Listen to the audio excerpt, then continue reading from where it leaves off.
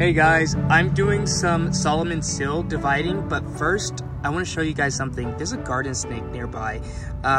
It's usually my normal garden snakes I get inside the garden every now and then, or not every now and then, they're just hiding around. You know what? I see him. I was looking for him. I was like, where did he just go? He's right there. He was slithering past me as I was dividing the Solomon sill. Now, guys, don't mess with your snakes, but I'm just showing you guys, this is a garter snake.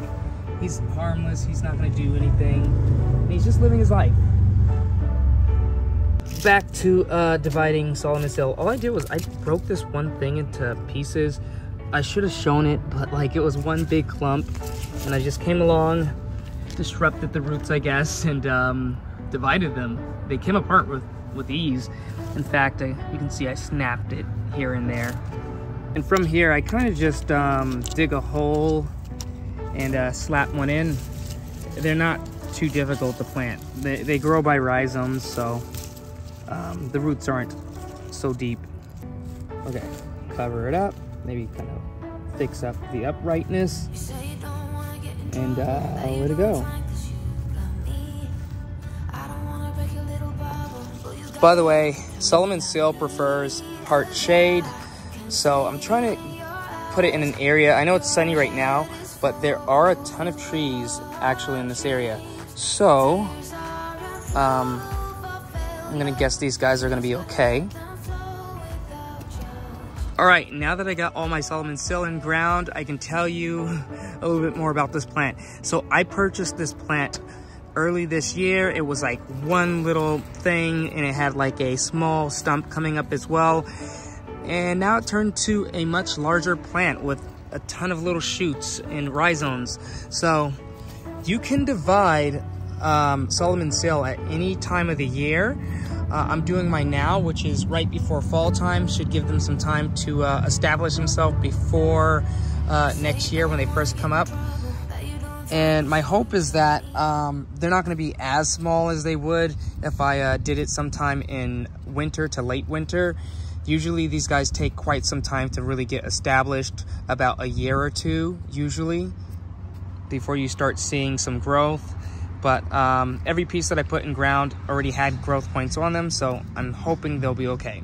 By the way, guys, if you're wondering where the snake went, he actually goes into this area here.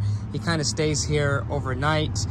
I did put some ferns here so that they will eventually grow and give him some good hiding spaces, because where he goes is behind that crack in the wall there, which leads, I'm guessing, behind the steps, but doesn't lead into the home. So he goes behind there, and that's where he actually stays for good. But he'll come out, slither around the home, and make his way into the garden, possibly for food, snails, and other sorts of critters. I'm pretty sure he's going to start eating my... Oh, there he is. Matter of fact, I just saw him. So, don't mind the black hose, but he's right there, if you can see him, slithering away back home. All right, buddy. See you next time. Solomon sill also gets flowers, and I believe... because I've seen these things out in the wild. This is the first year I'm growing them myself, but I believe the flowers grow on the underside of the plant, and then they produce little berries, or they kind of look like iron berries. I think I looked it up at one point, and I seen it in a woodland setting at one point as well. Before we end the video, I wanted to stop by the frog pond, because we were just looking at some nature already, but if you can see, this is one of the frogs, and he's gonna hop in just a second. There we go.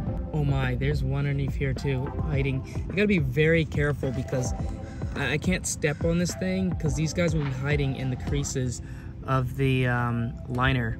So, and you don't want to squish them, so you gotta be very, very careful. But all right, guys, I will catch you guys next time. Peace.